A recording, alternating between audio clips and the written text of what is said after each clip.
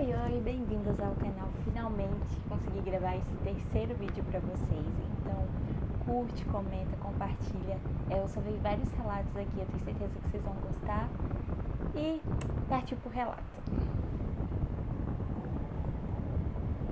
Primeiro relato, eu vou contar fora da ordem, que eu achei ele muito bom. Vamos lá. Tudo o que se faz, paga aqui na Terra. Este é um relato baseado em um fato ocorrido há cerca de 5 anos. Os nomes das pessoas envolvidas foram alterados para preservar suas identidades. A história começa quando a minha irmã, a quem chamaremos de Rebeca, conheceu um rapaz chamado Henry. Embora ele não fosse considerado bonito por muitos, Rebeca o achava atraente, e assim iniciaram um relacionamento. Desde o início, a família de Henry não simpatizava com ela, o que deixava ela triste e desconfortável. Ainda assim, Henry pedia para que ela não se importasse com as atitudes deles. A situação piorou quando a família descobriu que Rebeca era praticamente da Umbanda. A partir desse momento, a rejeição tornou-se ainda mais intensa. O casal morava em uma cidade no Amazonas, cujo nome eu prefiro não mencionar, mas devido às constantes atitudes hostis da família, Henry decidiu sair da casa dos pais e ir morar com Rebeca, o que gerou ainda mais revolta por parte deles. Segundo o que foi relatado, a família de Henry teria procurado uma mãe de santo em outra cidade com o intuito de realizar trabalhos espirituais para provocar o fim do relacionamento. Coincidentemente ou não, começaram a surgir brigas e desentendimentos entre o casal. Com o passar do tempo, a situação se agravou. Houve um episódio marcante em que Rebeca estava deitada em uma rede quando, de repente, começou a passar mal. Eu, nossa mãe, corremos para ver o que estava acontecendo. Gente, a cena foi assustadora. Havia sangue saindo de seus olhos, sua boca ficou torcida e seu braço parecia rígido e deformado. Foi algo assim, repentino e perturbador. Difícil de explicar, racionalmente. Rebeca, por ser da Umbanda, afirmou ter recebido avisos espirituais de que a família de Henry estaria investindo grandes quantias em trabalhos para prejudicá-la e separá-los. Em um sonho, segundo ela, seus orixás teriam dito que estavam cansados de vê-la sofrer e que iriam intervir. Algum tempo depois, ocorreu uma tragédia. Henry sofreu um grave acidente de moto ao levar a sobrinha à escola. A motocicleta apresentou falha inesperada na volta para casa. Sobre o Henry, ele teve ferimentos severos. O rosto ficou deformado e, infelizmente, veio a falecer. Sua morte abalou profundamente a todos. Rebeca chorou muito no enterro, embora dissesse já pressentir que algo ruim aconteceria. Após um período de luto, Rebeca conheceu uma outra pessoa. No entanto, começou a relatar que ouvia a voz de Henry e que sentia como se ele ainda não tivesse encontrado paz. Segundo ela, isso afetou emocionalmente a ponto de tentar contra a própria vida. Diante da gravidade da situação, iniciou um tratamento psicológico e, com o tempo, os episódios foram cessando até desaparecerem. Essa é uma história intitulada Tudo o que se faz, se paga, aqui na Terra. Um relato que mistura dor, crença, sofrimento e superação. Bom, gente, eu li só por cima da história, eu não sabia que seria tão triste assim. Mas enfim, faz parte, né? O próprio final já diz tudo, né? Que se faz e que se paga, mas é muito triste. Agora vamos pro próximo relato que se chama A Moça da Rede. Eu nunca tive medo de dormir na casa da minha amiga, Mariana. Sempre foi meu refúgio. Interior tranquilo, casa simples, família acolhedora. 5 anos indo lá, todos os finais de semana. E nunca aconteceu nada de estranho. Mas naquela noite, estávamos deitadas lado a lado, assistindo um filme no celular dela. Eu estava exausta, mal conseguia manter os olhos abertos e lembro da luz fraca do celular iluminando o rosto dela. E depois, escuridão. Acordei de repente. Não foi tipo um despertar comum. Foi como se alguém tivesse me chamado, mas sem fazer algum som. Olhei no celular e era meia-noite. O quarto estava completamente escuro, silencioso demais e aquela sensação estranha, como se você não estivesse sozinha. Virei devagar o rosto. Mariana já não estava mais ao meu lado. Foi quando meu coração acelerou. Ela estava na rede, do outro lado do quarto. Mas ela não estava sozinha. Uma moça alta, morena, de cabelos compridos, um vestido assim branco, antigo, estava deitada com ela. O braço da moça estava apoiando por baixo da cabeça de Mariana, como se estivesse a protegendo ou segurando. Eu não conseguia me mexer. Na minha mente, tentei raciocinar. É a mãe dela, só pode ser. Então a moça se levantou, mas ela não se levantou como uma pessoa normal, tipo uma pessoa comum. Foi devagar, foi lento demais, como se o corpo fosse leve, quase sem peso.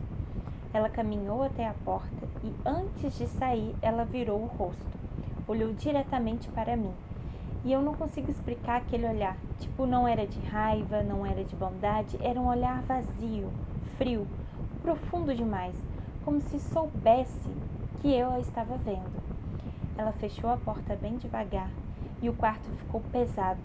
Eu não conseguia dormir de novo e na manhã seguinte, ainda tremendo, perguntei a Mariana se a mãe dela tinha ido dormir com ela na rede. Ela franziu a testa e respondeu: eu dormi sozinha. Meu estômago gelou.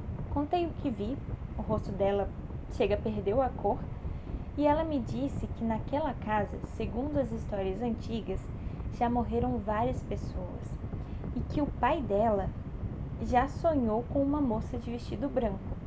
E nos sonhos, a moça diz que mora ali há muitos anos, que não quer fazer mal, mas assim, ela observa, ela sempre observa. E naquele momento, algo me veio à mente.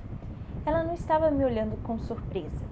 Ela estava me olhando como quem diz: você não deveria estar aqui. Mesmo assim, eu continuo indo lá, mas nunca dormi tranquila naquela casa, porque agora eu sei que ela sempre esteve ali. E é que ela sabe que eu a vi. Cara, muito legal esse relato. Tipo assim, não que seja real, legal ver uma coisa dessa, que eu acho que eu iria morrer de medo, mas eu achei a história bem legal. Próxima história seria o lobisomem. Oi, Grazi, tudo bom? Tudo bem. Sou seguidora e prefiro não mencionar o meu nome. Tudo bem. Naquela época, eu e meus pais e meus irmãos morávamos na roça. E eu não me lembro se a roça era cercada. Mas era uma roça grande. Mas não era uma roça grande, era uma roça média. Nós tínhamos uma cachorra, criávamos também galinhas e poucas coisas. Quando eu ainda era criança, fiquei sabendo que tinha um homem que se transformava em lobisomem ali na região. Todos da região sempre ficavam atentos nas noites de lua cheia. E só mais um lembrete. Essa casa onde morávamos era de bloco normal, só que tinha a porta da frente. Só tinha a porta da frente ali, né? Ou seja, não tinha a porta dos fundos ali do quintal. E no lugar da porta, a gente colocava madeira, colchão e etc. Numa noite, eu, meus pais e meus irmãos fomos deitar por volta de umas 8 para as 9 mais ou menos. Até que de madrugada, nós acordamos com fortes barulhos da nossa cachorra latindo e gritando de dor. Ela estava pressionada na porta, como se algo tivesse ali batendo nela, sabe? Mas essa porta não era a porta da frente, é aquela porta dos fundos. A porta improvisada, né? No outro dia, quando fomos olhar, a cachorra estava com um corte muito feio no pescoço. E enfim, foi isso. A gente não sabe até hoje o que é, mas a gente acredita que seja o lobisomem. Tchau e obrigada.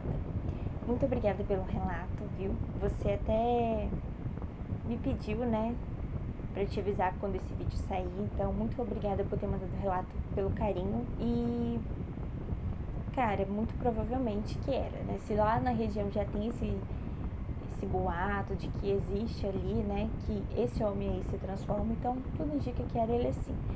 espero que a cachorrinha não tenha morrido, né? Você não colocou, aparentemente ela só machucou. E é isso, né, gente? Eu acredito muito em lobisomem. Nunca vi, pretendo não ver. Se Deus quiser, não quero ver. Mas eu acredito.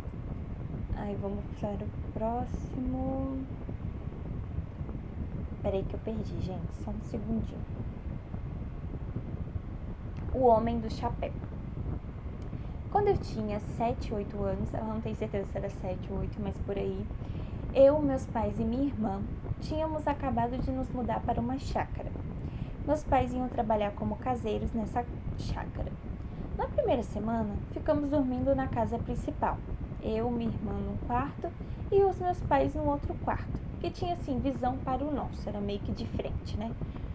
No primeiro dia, acordei de madrugada porque escutei o barulho de alguém andando pela casa. Eu olhei na direção da porta e vi que estava extremamente escura a casa e escutei a porta abrir.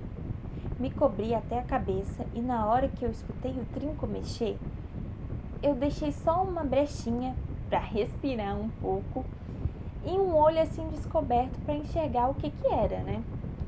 E aí eu vi um homem entrar, um homem de chapéu assim, entrar no quarto e ele ficou parado de frente para a cama da minha irmã, que estava dormindo.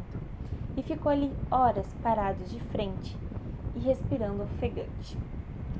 Na noite seguinte aconteceu o mesmo, mas ele ficou no pé da cama dela. Daí falei para os meus pais que assim, não acreditaram muito, né? No terceiro dia, ele ficou parado em frente à minha cama. Senti encostar na coberta, mas assim, eu não sei o que rolou naquela noite, mas milagrosamente os meus pais saíram do quarto que eles estavam dormindo e foram em direção ao nosso. Acendeu a luz e daí eu me descobri. Falei que aquele homem estava ali, em frente à minha cama, mas a gente olhou e não havia nada. Daí no quarto dia, o homem parou em frente à cama que eu dormia e ficou até as 3, 4 horas da manhã. Eu sei o horário porque tinha uma mesinha entre a minha cama e a cama da minha irmã. E nessa mesinha havia um relógio digital. E saiu. Bom, aconteceu isso e ele saiu. Dos últimos 3 dias, ele foi para o quarto dos meus pais. A gente nunca soube o que era aquele homem de chapéu. E não tinha, assim, nenhuma foto na casa de algum falecido ou de algum conhecido. E detalhe, não tinha como ser os donos da chácara porque eles eram idosos. E o senhor já era bem debilitado.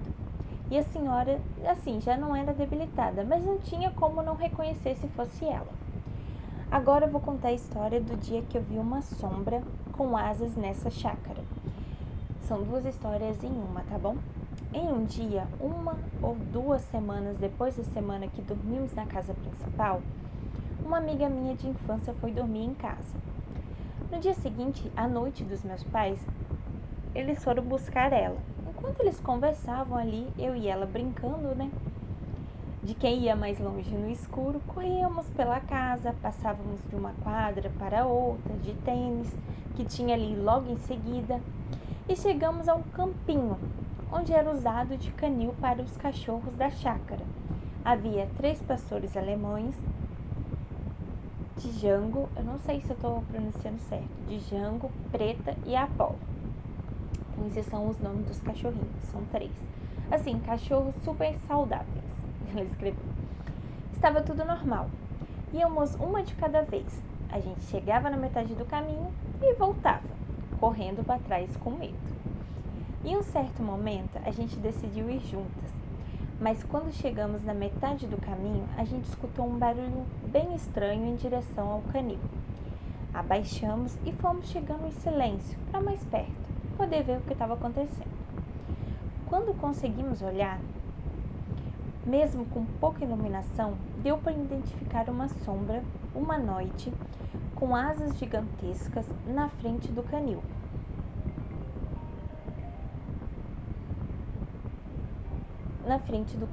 E o Apolo sentado na frente dela. A minha amiga ia gritar. Eu falei para ela ficar quieta e daí olhamos em direção à sombra novamente. A sombra abriu as asas com metros de comprimento e subiu no céu. Naquela mesma semana, Apolo ficou debilitado e acabou falecendo dentro de 4 dias. Muito triste, né? Eu não gosto de relato assim de bichinho, fico triste. Mas muito provavelmente que era essa sombra, né, que fez alguma coisa com o bichinho. Mas eu não faço a mínima ideia do que poderia ser isso. Bom, próximo relato. O Homem do Chapéu hoje ali, né? Eu acho que tem mais algum estranho. Algum relato. É que eu vi aqui Ser Estranho. Eu acho que eu não li o Ser Estranho, né? Vamos ver. Bom, eu tinha 11 anos na época e minha família morava em uma chácara. Éramos 4 filhos de um casamento em constância violência. Me lembro que na época tínhamos um cachorrinho. Ele ainda era filhote e se chamava Urso.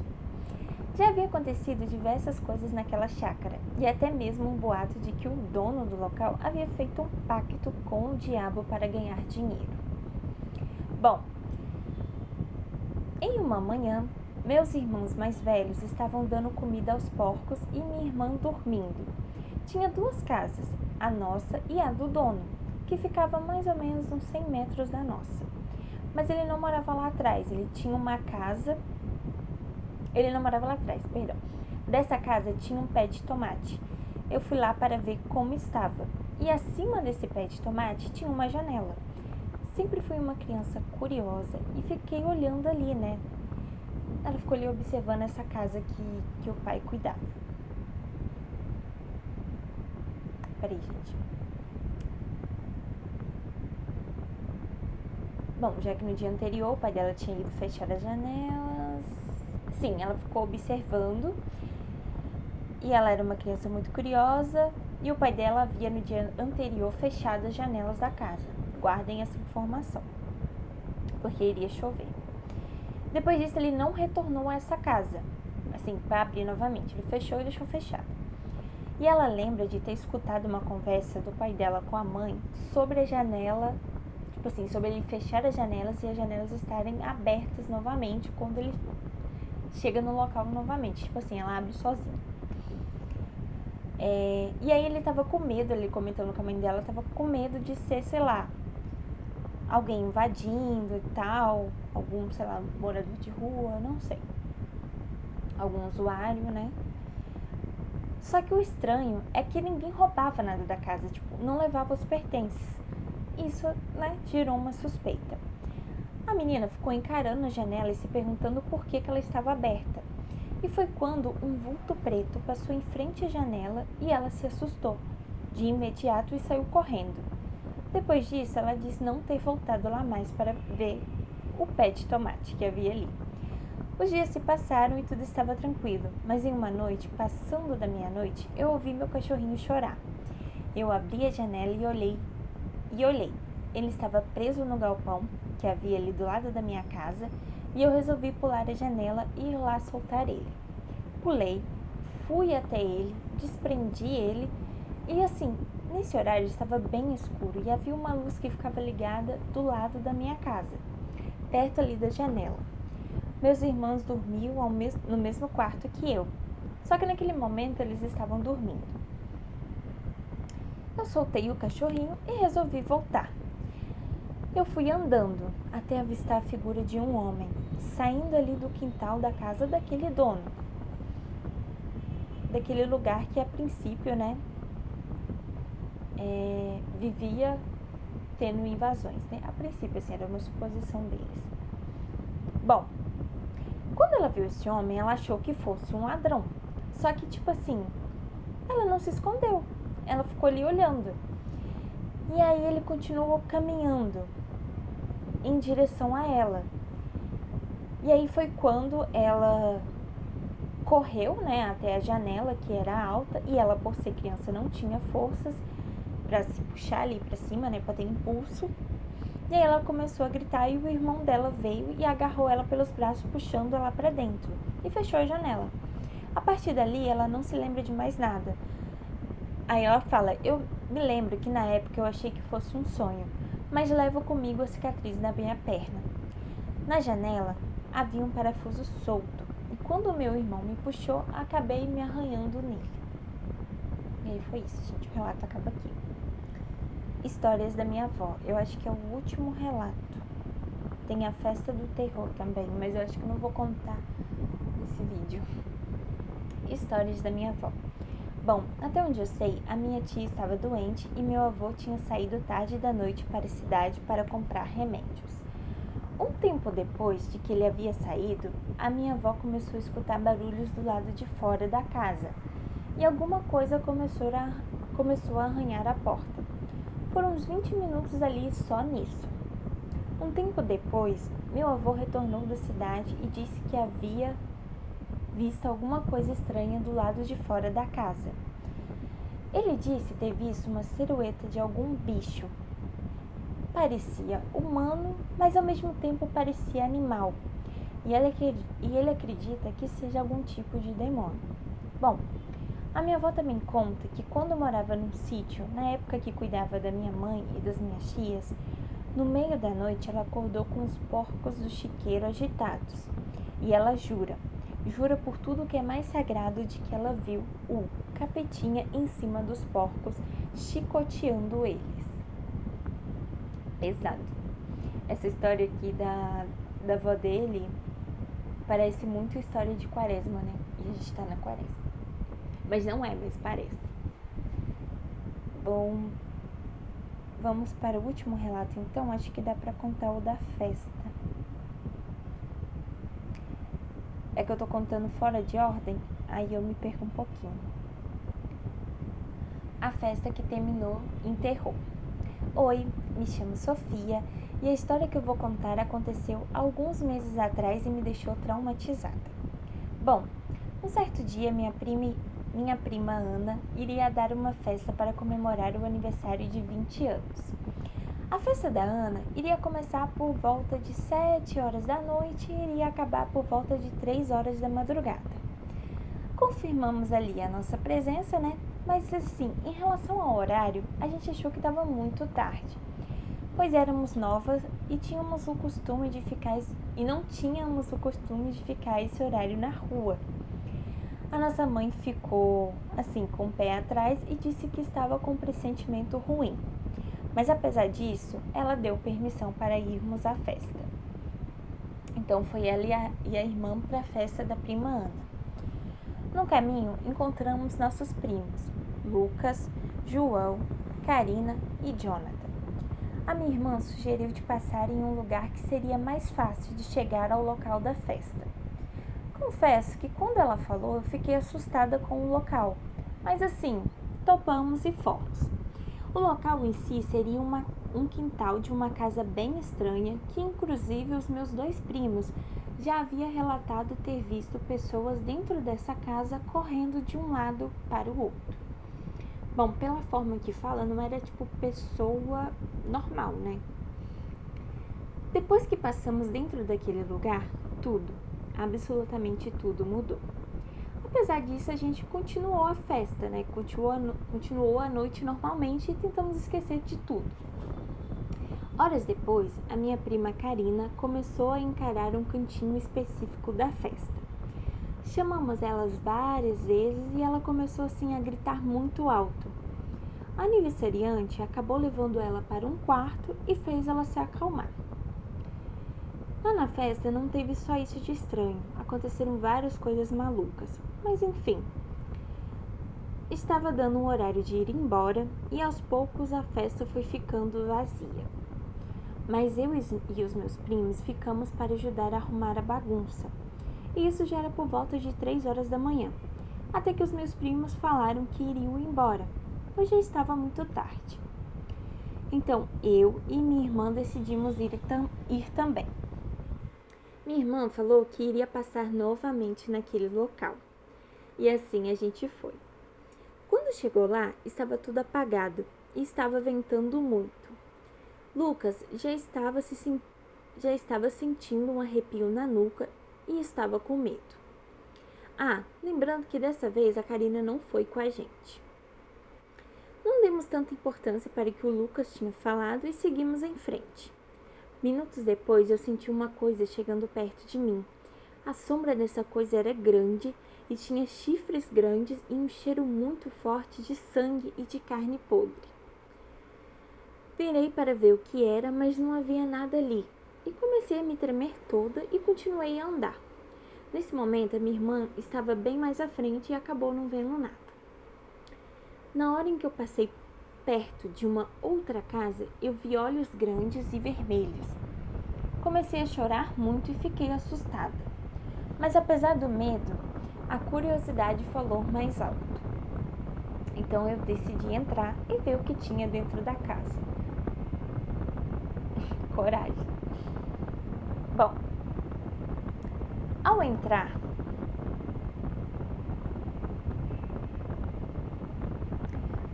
na casa, eu vi restos de crianças mortas na sala e vi várias cruzes invertidas lá pela casa. Bom, fui mais à frente e foi horrível.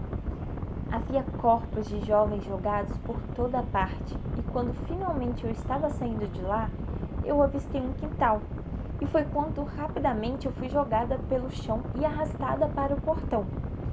Eu não vi o que era, mas assim, parecia grande e quando eu olhei, estava pingando sangue. Tipo, a coisa, no momento que ela foi arrastada, ela não viu o que jogou ela, né, o que arrastou ela.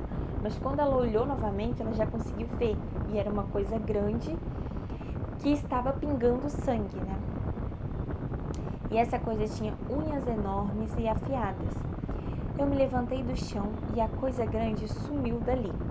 E foi quando apareceu um bode com dentes afiados, chifres enormes e era gigante. Tinha olhos pretos e fedia a enxofre. Os olhos dele escorriam um líquido preto. Ele me agarrou pelo pescoço e me perguntou o que eu estava fazendo no terreno dele. E junto com esse bode tinha crianças rindo e gritando. No desespero, eu comecei a chorar e rezei muito. Quando eu terminei de rezar, esse bode com as unhas afiadas arrancou um pedaço da minha pele e me soltou no chão com força. E com suas últimas palavras, ele me disse que ele ia voltar para me buscar.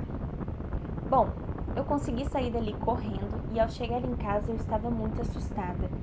E sem saber, né, se contava isso para alguém, para minha família, para os meus primos, para algum amigo, né, porque eu estava muito assustada.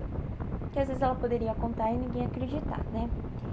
Mas quando ela chegou, a mãe dela perguntou o que tinha acontecido, né, pois ela estranhou que ela não chegou junto com a irmã, que ela ficou presa nessa casa. Bom, até hoje eu não gosto de passar naquele lugar.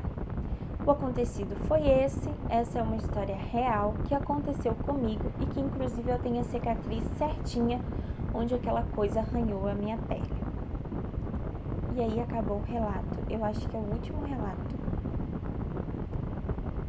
Eu vou até confirmar, porque eu queria gravar todos os relatos para vocês, para eu colocar relatos novos para próximo.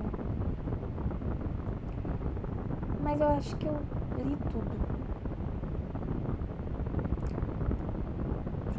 Tô olhando aqui. Consegui ler tudo, graças a Deus. Eu não sei se o áudio ficou muito bom, porque eu liguei o ventilador porque aqui é muito quente. Os relatos são esses, são reais, são pessoas reais que me mandou. Graças a Deus, né? Porque se fosse um espírito. Eu vou deixar. É que eu tô apagando aqui que esse celular é de outra pessoa. E eu peguei emprestado para ler os relatos. Aí eu tô apagando rapidinho antes que não dê tempo. Que eu não sei a senha. Prontinho. Bom, queria agradecer as pessoas que me enviaram o relato. Muito, muito obrigada. Eu tô muito, muito feliz de ter contado aqui. Quem quiser